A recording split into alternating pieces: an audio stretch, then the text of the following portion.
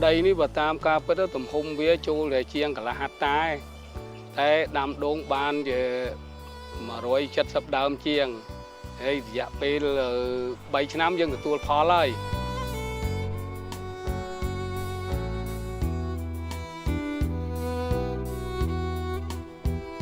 ដាំហ្នឹងបើតាមគិតយើងប្រើទឹកតែខែប្រាំងទេខែផ្សារយើងអត់ប្រើទឹកទេជីយើងដាក់មួយឆ្នាំ2 ដងអញ្ចឹង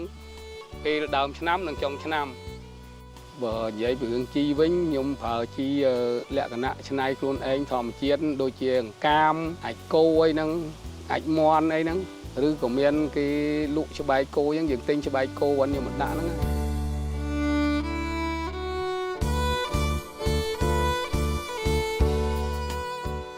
និយាយពីចំប្រមូលផលវិញយើងប្រមូលផលប្រចាំថ្ងៃដូចថាមានគេត្រូវការ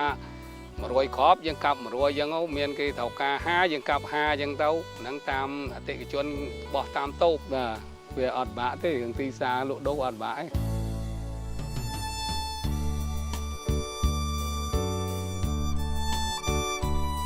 បើយើងគិតទៅដូង100ជាងដើមទេបើគិតពីប្រាក់ខែចំណូលរបស់វាខ្ទង់មួយខែអាចលោតជិត2 លានក្នុងមួយខែ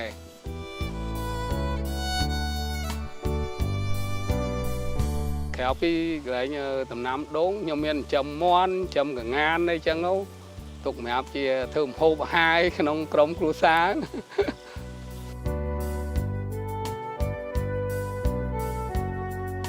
ខ្ញុំសូមណោពួរឲ្យប្រជាជន